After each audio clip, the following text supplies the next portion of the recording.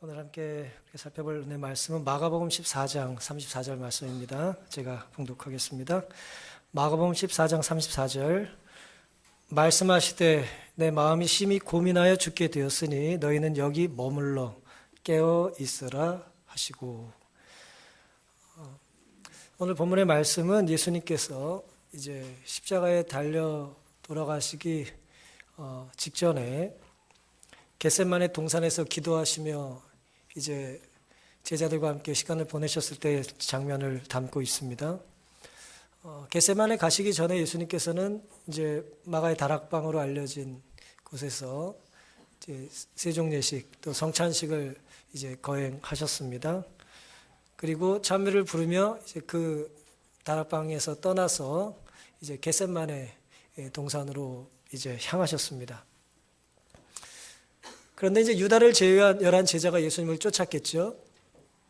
그런데 겟세마네 동산 입구에 근처에 왔을 때에 예수님은 3 제자만 남기고 이제 남은 제자들을 그곳에 두셨습니다. 베드로와 야고보와 요한, 예수님이 이 3 제자만 따로 데리고 이제 평소에 늘 기도하시던 화이색 기록에 의하면 격리된 휴식처, 표현이 참 아름답죠? 격리된 휴식처로 이제 발길을 옮기셨습니다. 제자들에게는 이제 여기서 너희들은 이제 기도하라고 이제 당부를 하시고 세 제자들과 함께 이제 더 안쪽으로 이제 들어가셨던 것이죠. 십자가의 공포를 목전에 두신 예수님께서는 전에 없던 슬픔으로 이제 침묵하셨습니다. 사람이 큰 두려움이 있고 이제 염려와 걱정거리가 있으면 말이 많아져요, 말이 사라져요. 보통은 말이 사라집니다. 예수님이 침묵하셨어요.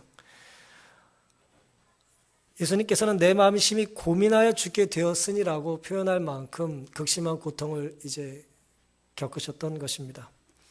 예수님이 고통을 겪고 사셨다는 것이 우리에게 위로가 됩니까? 어떠세요? 예수님은 좀 고통과 염려와 걱정과 또 감기와 또 허리 통증이 좀 없으셔야 예수님 같으세요? 어떠세요? 예수님이 고통을 겪으셨다는 게 우리에게 위로가 되나요? 위로가 되는 것입니다.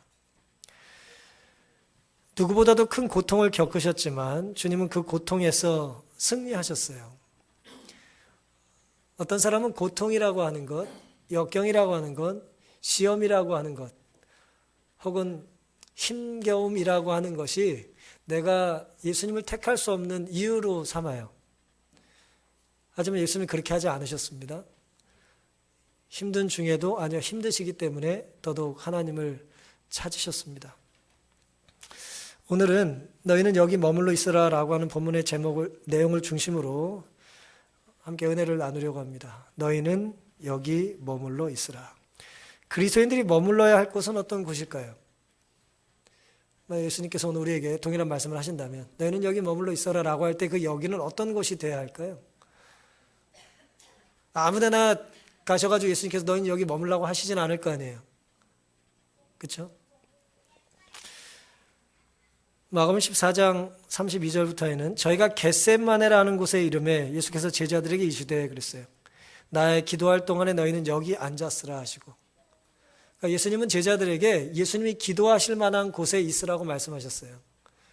다시 말씀드리면 예수님이 기도하실 때 예수님의 기도를 구경하라고 말씀하신 것이 아니라 너희도 뭐 하라는 거예요? 너희도 기도하라라고 말씀하신 것입니다. 33절 베드로와 야고보와 요한을 데리고 가실새 심히 놀라 슬퍼하셨다 그랬습니다.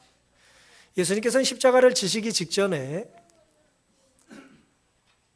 기도의 동산에서 시간을 보내셨어요.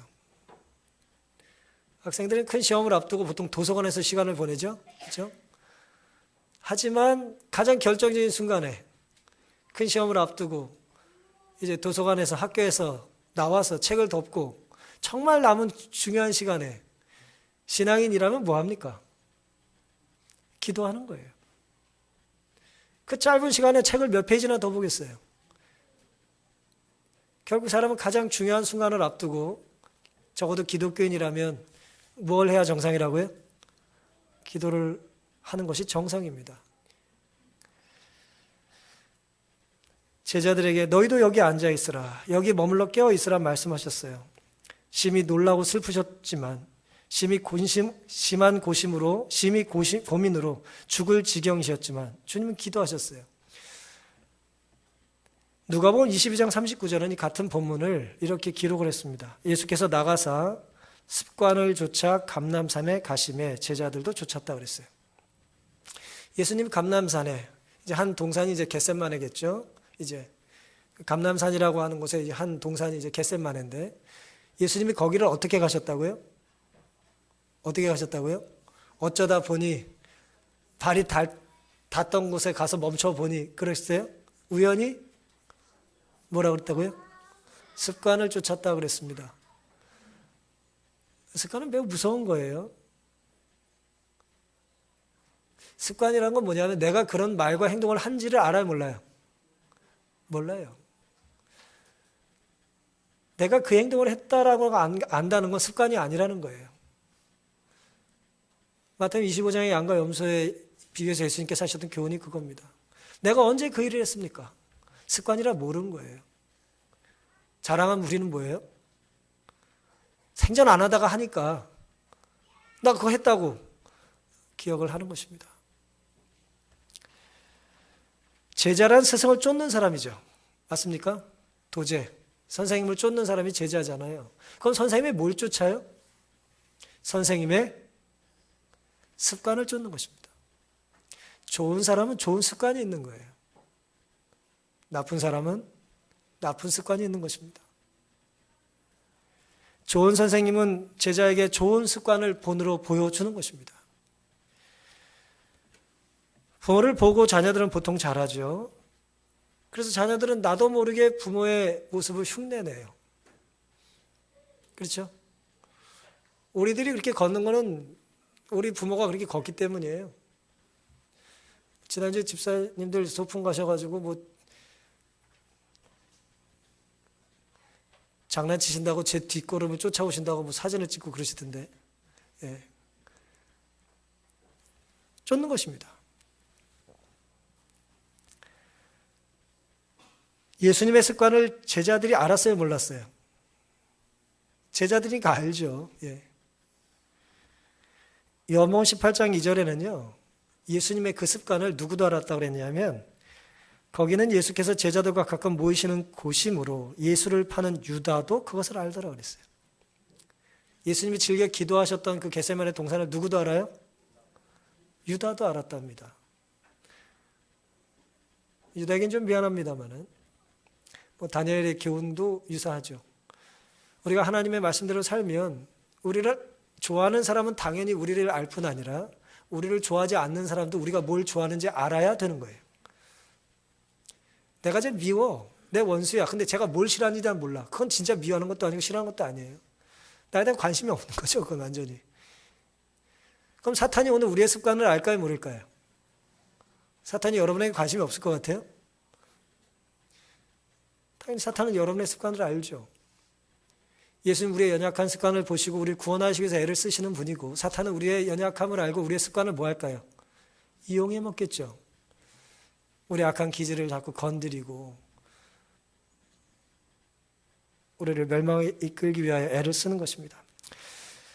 사랑하는 성도 여러분, 그리스도인이 머물러야 할 곳은 예수님의 모본처럼 바로 겟셋마네 기도의 동산입니다. 그것을 그리고 어쩌다가 1년에 한 번 새 벽대에만 오르는 것이 아니라 어떻게 해요? 습관적으로 이제 우리가 기도를 드리는 것입니다. 우리 역시 인생의 겟세마네 동산을 피하지 말아야 돼요. 피하고 싶죠. 슬픔과 고통의 순간 바로 직전에 우리는 겟세마네 가서 기도할 수도 있고 뭐예요? 갈릴리 해변 가서 낚시하고 수영하고 놀 수도 있어요. 주님처럼 그 어떤 시련과 염려가 닥쳐와도 반드시 올라야 될 기도의 동산이 있다는 것을 잊지 마시기를 간절히 바랍니다. 어떤 위기가 닥쳐와도 우리가 기도를 멈추지 않는다면 그 위기는 반드시 기회가 될 것입니다. 반드시 기회가 돼요. 어떤 일을 앞두고 우리가 기도한다는 건 매우 중요해요. 기도를 우리가 어떻게 드려야 될지 제가 계속 말씀드리겠지만 기도하는 건 매우 중요합니다. 하지만 기도할 때 답을 정해놓고 기도하는 건 기도가 아니에요. 우리는 기도할 때 답이 뭔지를 모르고 기도를 시작해야 합니다. 내가 감당할 수 없는 문제는 내 문제를 감당할 수 있는 분과 의논해야 돼요. 근데 우리는 기도하기 전과 후가 똑같아요. 기도를 잘못하는 것입니다. 바른 신앙인의 모습은 슬픔도 두려움도 없는 인생이 아니라 그 어떤 역경과 시련이 닥쳐도 예수님처럼 그 폭풍을 견딜 힘을 기도로 찾는 것입니다. 우리도 습관을 쫓아 감람산에 가셨던 주님의 기도의 습관이 새롭게 시작될 수 있기를 간절히 바랍니다. 습관을 시작하는 거예요.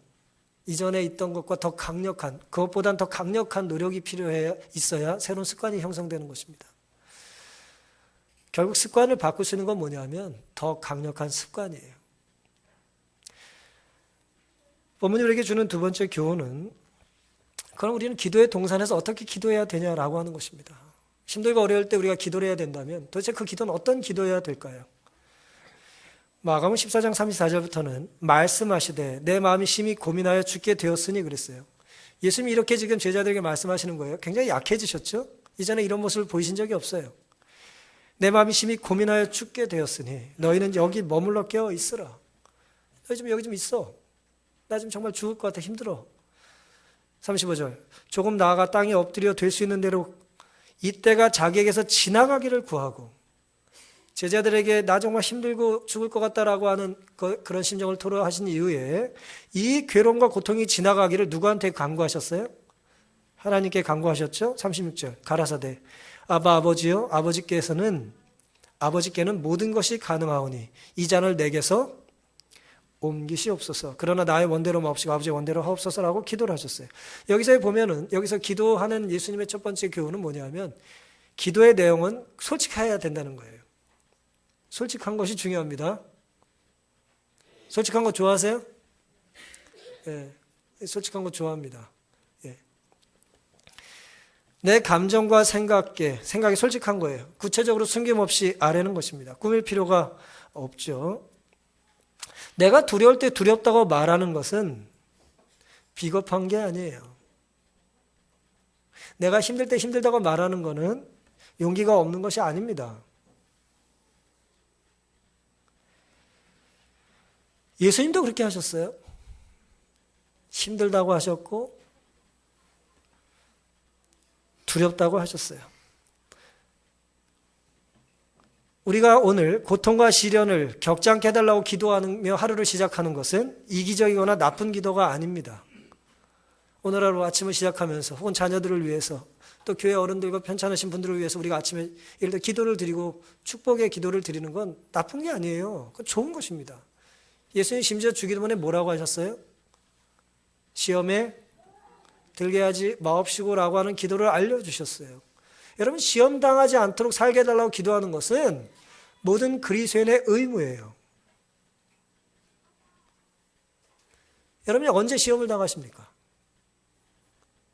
무엇이 여러분을 힘들게 하고 무엇이 여러분을 유혹해요? 언제 실족합니까? 여러분의 악한 기질, 연약함 그걸 주님 앞에 내려놓는 것은 우리가 기도해야 될 바른 태도가 되는 거예요. 문제는 기도를 가지고 하나님께 아랠 내용을 기도로서 하나님께 알아야 될 내용을 때로 우리가 사람들에게 보인다는 거예요. 기도를 어떻게 드리라고요? 솔직하게 구체적으로 드리라고 했죠? 예수님께서 그렇게 하셨잖아요. 심지어 이걸 좀 내가 안 하면 안 됩니까 하나님? 솔직하게 그렇게 하셨어요. 근데 그걸 누구에게 하셨다고요 예수님께서? 하나님께 하셨어요. 그 기도를. 근데 사람들은 솔직하다고 자기는 솔직하다고 성격상 나는 싫은 소린 욕을 먹더라도 해야겠다고 말이야. 자기의 솔직함을 자꾸 얘기를 해요. 그러면서 솔직한 자신의 판단과 감정을 하나님께 안 하고 누구한테 해요? 사람에게 하는 것입니다. 이게 되게 중요한 부분이니까 잘 들으세요. 유대인들은 랍비들의 가르침이죠, 물론. 율법의 해석을 어떻게 하냐면은 어떤 물건을 구입하기 전에 자신에게 의견을 물으면 솔직하게 대답해 주라 그래요. 어떤 물건을 뭐 샀어요. 이거 살까 말까? 예뻐 안 예뻐? 뭐 가격은 얼마야? 그러면 어떻게 얘기해 주라고요? 사기 전에는 오늘 뭐 다들 이렇게 솔직하신 거예요. 사기 전에는 뭐 해주라고요? 솔직하게 대답해 주라고요. 여러분의 의견을 물었다면. 이해되세요? 사고 나서는요? 사고 나서는 어떻게 할까요? 근데 사기 전에 물은 게 아니라 사고 나서 물었어. 이거 얼마 주고 100만 원 주고 샀어. 이거 어때, 예뻐? 그럼 어떻게 해야 될까요? 미쳤냐? 여러분의 솔직한 감정을 말하면 될까요, 안 될까요? 돼요, 안 돼요? 안 되는 거 아세요? 안 되는 거예요. 그 사람 여러분의 솔직한 의견을 듣고 싶은 게 아니잖아요, 지금. 사기 전에는 솔직하게 말해줘도 돼요. 사고 나면 손해볼 수도 있고 잘못된 판단일 수 있으니까. 사고 나면 그런 얘기 할 필요가 없는 것입니다. 이건 뭐 유대 랍비의 얘기를 굳이 인용할 이유가 없어요. 상식적인 거죠. 구매 후라면 그의 기분을 좋게 만드는 것이 더 바람직한 거예요. 아유, 비싼 데는 이유가 있겠지. 잘 샀다. 그게 어렵습니까?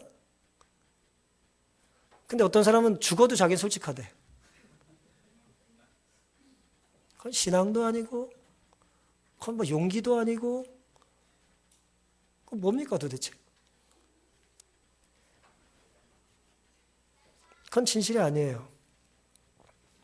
비슷한 경우가 예를 들어 또 있습니다. 어떤 사람이 어떤 부적절한 복장을 입고 이제 어떤 파티를 가려고 그래요. 가기 전에는 얘기를 해줘야 돼요? 안 해줘야 돼요? 가기 전에는 이 옷 말고는 이 옷이 낫겠어. 얘기를 해줘야죠. 당연한 거 아닙니까? 그런데 갔더니 그렇게 입고 있어. 그럼 어떻게 됩니까?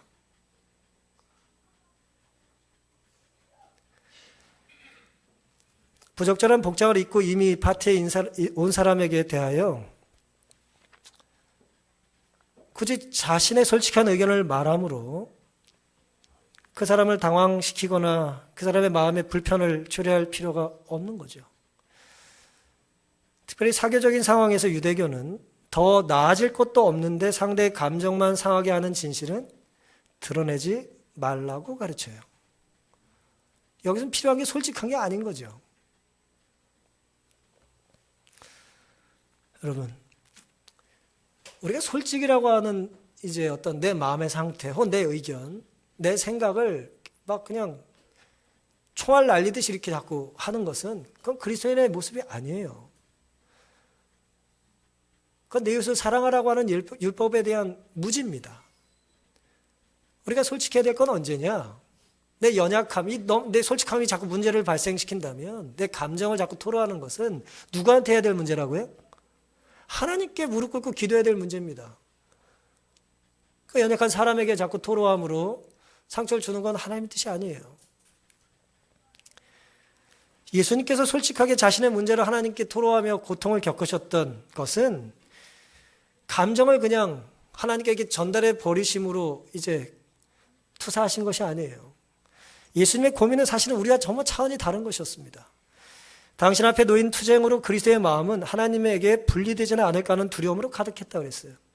예수의 고민은 하나님과의 분리에 대한 두려움이었어요.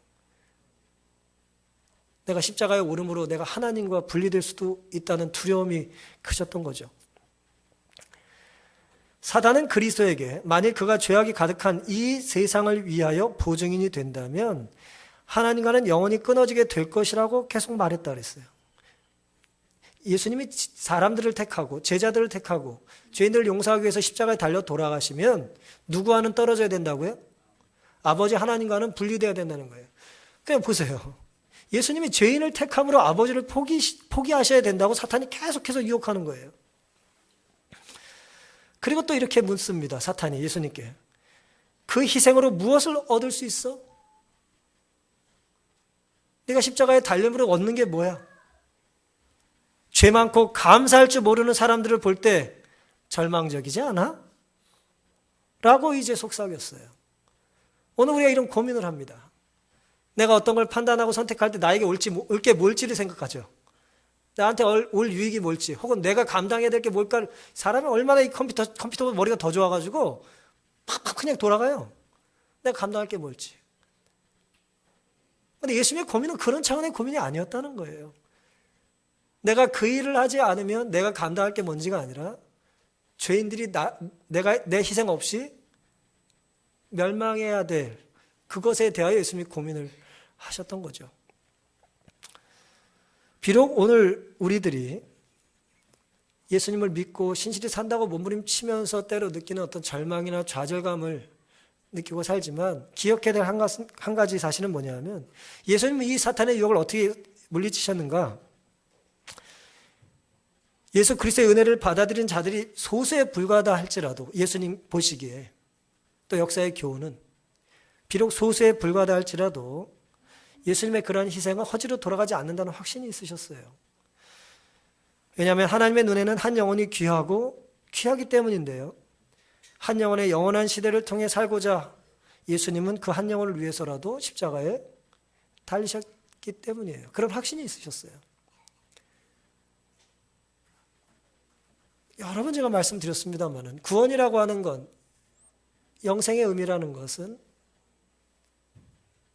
한 사람이 구원받는다라고 하는 것은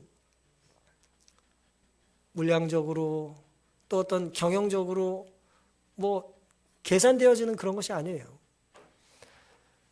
예수님이 오늘 우리를 택하셨습니다. 하나님의 자녀로 택하시고 또 세워놓으신 교회 봉사자로 때로 우리를 부르세요.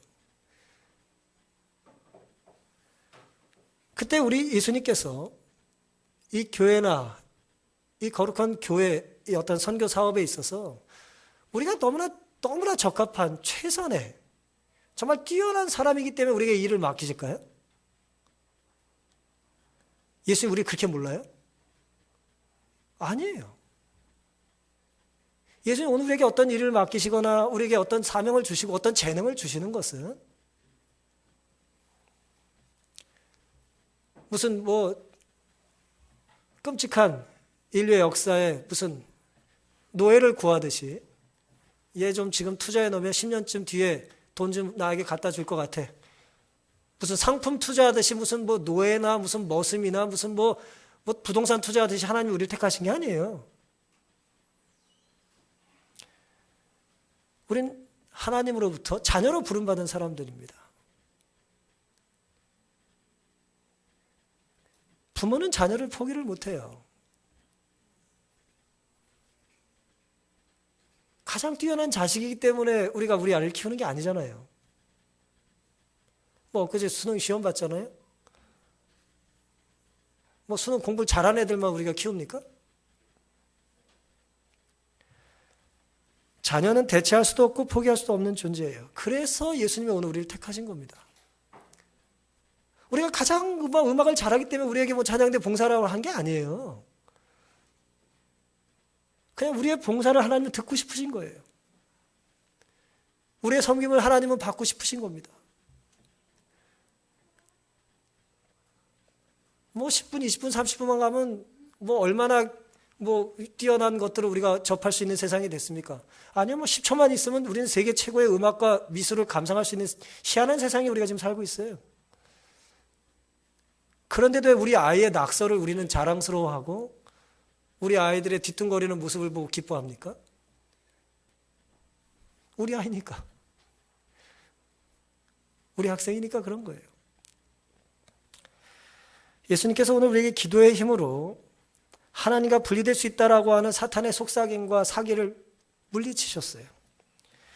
이것이 주님처럼 기도자의 특권이고 기도의 축복이라는 것을 잊지 않게 되시기를 간절히 바랍니다. 우리의 감정이 솔직한 건 중요한 거예요. 제가 못할 것 같아요. 제가 할 수가 없어요. 전 할 시간도 없고 제가 사실 그런 걸 좋아하지 않아요. 감정이 솔직한 건 좋은 거예요. 하지만 그 감정의 솔직은 누구한테 해야 된다고요? 하나님께 아뢰는 것입니다. 이걸 자꾸 대상을 잘못 택하면 곤란합니다. 이제 가장 중요한 부분입니다. 감정이 솔직하게 우리가 기도하고 사는 것 중요한데 이 솔직함의 결과가 어때야 되는가? 36절입니다. 마가복음 14장 36절. 가라사대 아버지여 아버지께는 모든 것이 가능하오니 이 잔을 내게서 옮기시옵소서. 그러나 나의 원대로 마옵시고 아버지의 원대로 하옵소서. 예수님의 기도의 핵심은 항상 뭐예요? 내 뜻을 고집하는 게 아니에요. 기도 전에 일단 기도의 응답을 벌써 받아버린 분들이 있어요. 뭐하러 기도합니까, 그럼? 항상 내 마음을 그대로 다 토로하고 울고 불고 하더라도 결국 결론은 어때야 된다고요? 하지만 그것이 아버지의 뜻이라면 제가 하겠습니다라고 기도를 드리셔야 돼요. 그렇지 않으면 우리 기도를 드린 게 아니라니까요. 연불해 온 거예요, 연불. 누가복음 22장 42절에는 가라사대 아버지여 만일 아버지의 뜻이거든 이 잔을 내게서 옮기시옵소서. 누가는 굉장히 중요한 걸 기록했어요.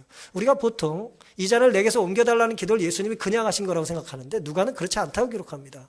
그 기도조차도 앞에 뭐라고 붙이셨어요? 아버지의 뜻이라면. 근데 그것이 아버지의 뜻이 아닌 거라는 걸 예수님이 알기 때문에 나의 원이 아니라 아버지의 원대로 되기를 원합니다라고 기도를 마치셨어요. 결국엔 아버지의 뜻대로 따르는 것이 우리의 삶의 최선의 길입니다. 결국은 그래요. 우리는 건강 문제로 스트레스를 받고 경제 문제로 고통을 겪고 남모를 가정과 또 진로와 신앙과 죽고 사는 생명의 문제로 고통스러운 시간을 보낼 때가 많습니다. 그리고 제가 지난주인가 설교 드릴 때 말씀드린 것처럼 우리는 이런 모든 것들을 하나님 뜻대로 살고자 선택하면 내가 져야 될 이 스트레스 때문에 괴로워해요. 뭐가 정답입니까? 누가 정답을 알아요? 여러분의 건강에, 경제에, 진로와 가정에, 자녀들, 부모님 이 수많은 우리가 져야 될 인생의 많은 짐들의 문제들의 답을 누가 알아요? 여러분 아십니까? 여러분 아세요? 살다 보니까 점점 답이 분명해져요? 아직 더 살아야 돼요. 분명해지지 않습니다.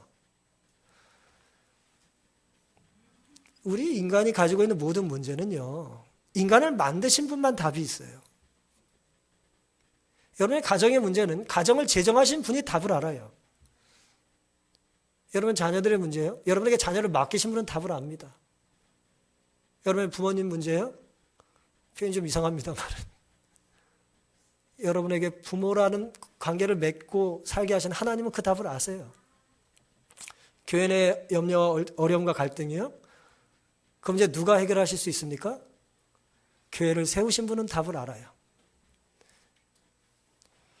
그래서 예수님은 아버지의 원대로 아버지의 뜻을 구했던 것입니다.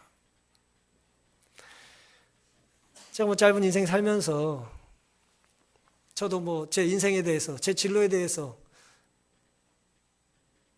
제가 어떻게 사는 게 옳은 삶인지에 대한 많은 고민들을 하고 살지 않았겠어요?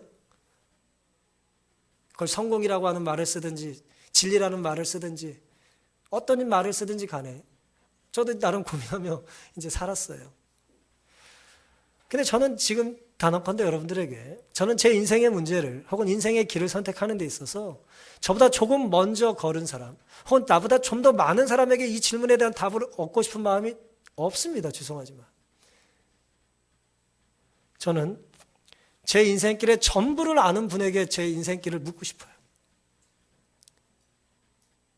조금 더 아는 사람에게 저는 그걸 묻고 싶지 않아요. 시간을 낭비하고 싶지 않습니다. 제 인생길 전부를 아시는 분은 내가 이곳에 왜 있는지에 대한 답이 있으시고 나를 부르신 분이고 나를 보내시는 분이시기 때문이에요. 저는 저처럼 죄 문제를 해결 못한 죄인에게 나의 죄의 문제를 어떻게 해야 될지를 상담하고 싶은 마음이 없어요. 저 사람도 죄인이고 나도 죄인인데 뭘 죄인이 죄인한테 가서 뭔 상담을 해요. 예? 그 문제를 해결해 줄 수도 없는데 자기가. 저는 저처럼 죽을 사람에게 생명의 가치와 영생의 의미를 의논할 필요를 느끼지 않아요. 제가 교만해서가 아니라 그들에게 답이 없다는 걸 알기 때문입니다. 저는 죄 없는 분에게 용서를, 생명의 주관자에게 영생을 구하는 것이 옳다고 믿습니다. 그게 오늘 우리가 믿는 기독교의 하나님이에요. 마태복음 23장 27절에는 예수님께서 외식하는 서기관과 바리새인들에게 뭐라고 말씀하셨냐면은 너희는 회칠한 무덤 같으니 겉으로는 아름답게 보이지만 그 안에는 죽은 사람의 뼈와 모든 더러운 것이 가득하다 그랬어요. 아니 송장을 묻어놓고 무덤으로 이제 흙을 씌우고 뭐 때를 입히고 그리고 또 뭐예요? 어떤 사람은 그걸 또 예쁘게 뭐예요? 색을 칠해. 뭐 우리 아빠는 핑크를 좋아했어. 그럼 속에 있는 뼈가 핑크입니까? 아니라는 거예요. 속은 썩었는데 겉을 색을 칠하는데 무슨 의미가 있냐는 거예요. 이 겉과 속을 오늘 본문과 연관하면 뭘까요? 결국 우리가 끝까지 지켜야 될 것은요, 내 뜻이 아니라는 거예요. 내 뜻은 정말 사라져야 되고 누구의 뜻이 높여져야 돼요? 하나님의 뜻이 높여져야 되는 것입니다. 그래서 오늘 우리들은 그것이 하나님의 뜻인지를 간구하는 태도로 기도를 해야 해요. 그런 마음으로 겟세마네에 올라야 합니다. 근데 그런 마음이 들지 않으면 예수님께서 염려하며 들려주신 그 말씀을 우리는 기억해야 되는 거죠. 너희는 여기 깨어 있으라라고 하는 말씀에 여기는 있는 것 같은데 자고 있는 거죠. 예수님의 기도는 감정이입이나 투사가 아니라 하나님의 뜻을 확인하는 거였어요. 내 뜻이 아니라 아버지의 뜻을 집어넣으신 겁니다. 오늘 우리도 마찬가지입니다. 내 뜻이 아니라 하나님의 뜻이 우리의 삶에서 구현되는 그런 삶을 살기로 다짐하는 우리가 될 수 있기를 간절히 바랍니다. 이때 예수님이 하셨던 기도에 대하여 누가는 22장 43절 4절에 이렇게 기록했어요. 사자가 하늘로부터 예수께 나타나 힘을 돕더라. 예수님이 기도를 드리실 때 하늘에서 누가 와요? 천사가 왔어요. 하나님이 보내신 거죠. 44절 예수께서 힘쓰고 애써 더욱 간절히 기도하시니 땀이 땅에 떨어지는 뭐 같았어요? 핏방울같이 되었다 그랬어요. 얼마나 그 땀이 진한지 말이에요. 정말 피가 정말 땀과 피가 어우러진 정말 맹렬한 기도를 드리셨어요. 제자들이 잠자는 그 순간 하늘은 열려 있고 누가 왔다고요? 천사가 하나님께서 가장 귀히 아끼는 천사를 보내셨습니다. 너희는 여기 머물러 있으라. 주님은 명령하셨고 주님은 하나님의 뜻을 갈구하며 기도의 동산에서 몸부림치셨습니다. 우리는 예수님이 혼자 이 시간을 보낸 것 같다고 생각하기 쉽지만 예수님이 혼자 보내시지 않았어요. 누가 왔어요? 천사가 왔습니다. 우리가 의무의 자리를 이탈하지 않으면 하나님의 거룩한 영으로 혹은 천사로 우리와 언제나 함께 하십니다. 그리스도의 고통의 결과로 구원 얻게 될 영혼들에 대해 말하면서 그 천사는 그리스도에게 열려있는 하늘을 가리켰다. 폭풍은 결코 경감되지 않았지만 폭풍의 표적인 그분의 폭풍의 분노를 대면할 강한 힘을 얻은 것이었다 그랬어요. 예수님의 기도 때문에 고통이 경감되지 않았어요. 두려움이 사라진 것도 아니에요. 사라진 것이 아니라 새로운 힘이 주어졌다는 거예요. 그 고통과 괴로움을 뭐 할 수 있는? 물리칠 수 있는 힘을 주신 것입니다. 우리가 하나님의 뜻을 간구하면 하나님은 하나님의 방법대로 우리를 사용하세요. 근데 오늘 우리가 하나님의 뜻대로 순종하지 않으면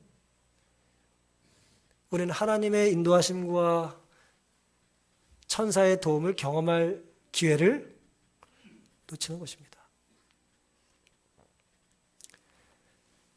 이게 두려운 거예요. 하나님의 은혜와 자비가 많으셔서 다음의 기회를 주십니다. 하지만 모든 사람이 다음의 기회를 누리는 건 아니에요. 하나님의 일도 내가 마음 먹고 결심한다고 언제나 할 수 있는 게 아니에요.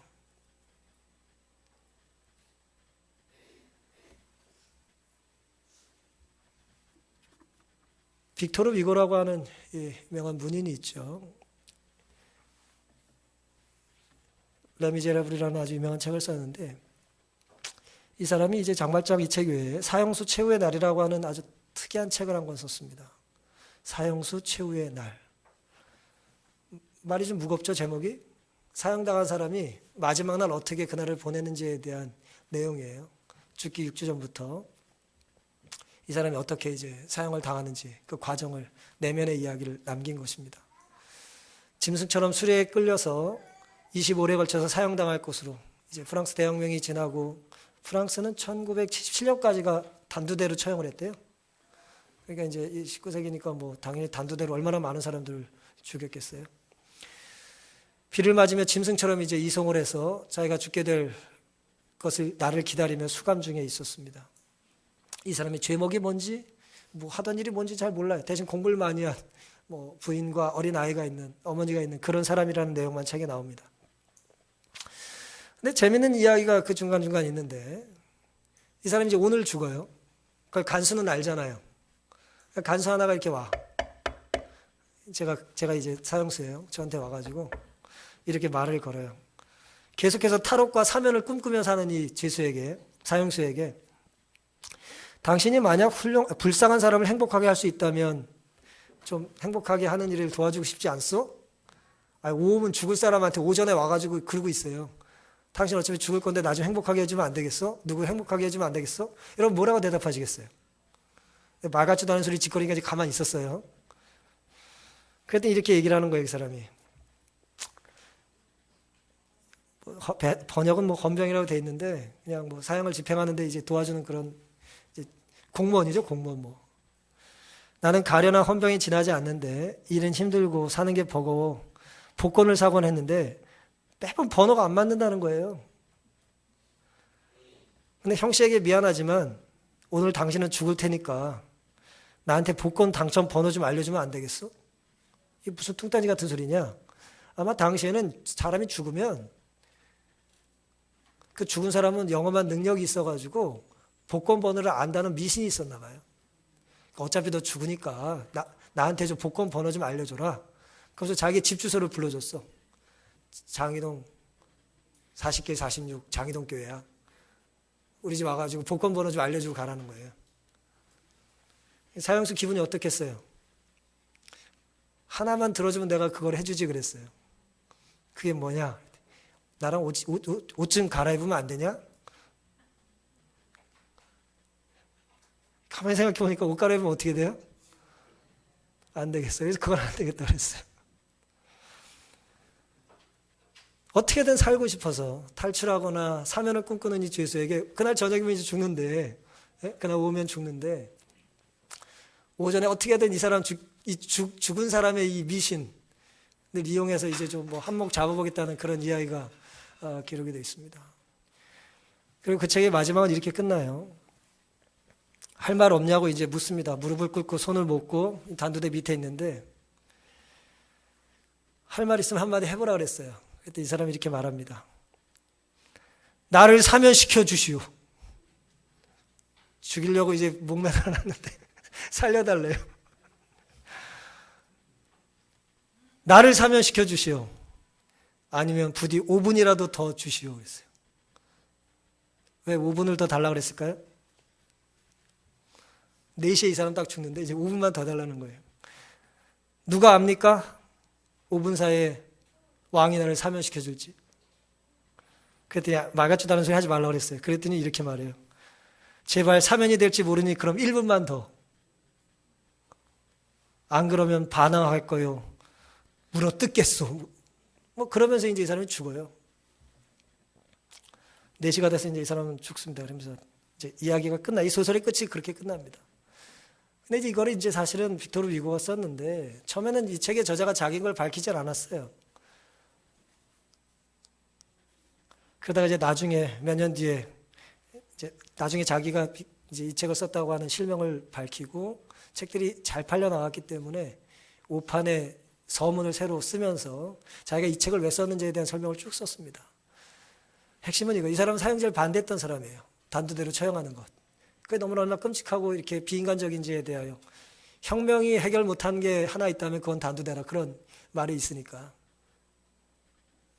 어쨌든 그걸 반대하기 위해서 이 책을 썼는데 마지막에 이렇게 장식해요. 서문의 마지막을. 신을 그리워던 사람들에게 말할 수 있었다. 신은 여전히 존재한다고. 그리스도의 따뜻한 규율이 마침내 법전을 뚫고 사방으로 빛날 것이다. 분노로 다 이루었던 악을 자비로움으로 다룰 것이다. 분노로 다루었던 악을 자비로 다룰 것이다.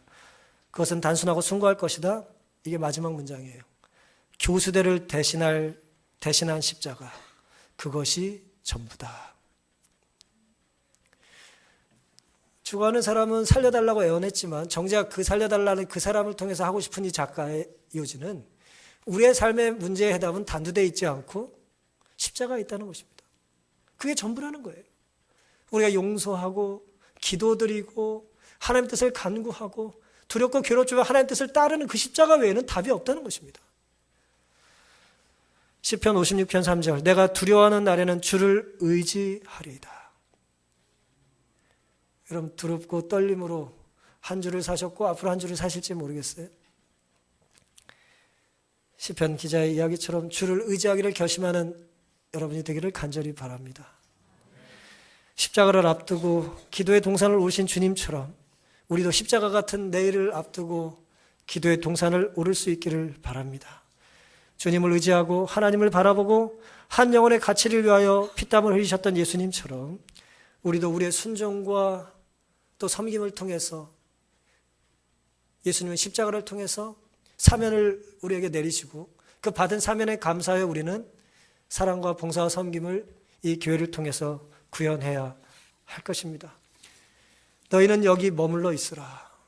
이 여기가 여러분의 교회와 여러분의 가정과 또 일터를 통해서 십자가와 기도라고 하는 거룩한 이 얼개에서 벗어나지 않는 것임을 기억하시고 내가 편한 삶이 아니라 주님의 뜻이 이루어지는 그런 삶을 살기로 결심하는 우리 모두 되기를 바라면서 오늘 말씀을 마치겠습니다.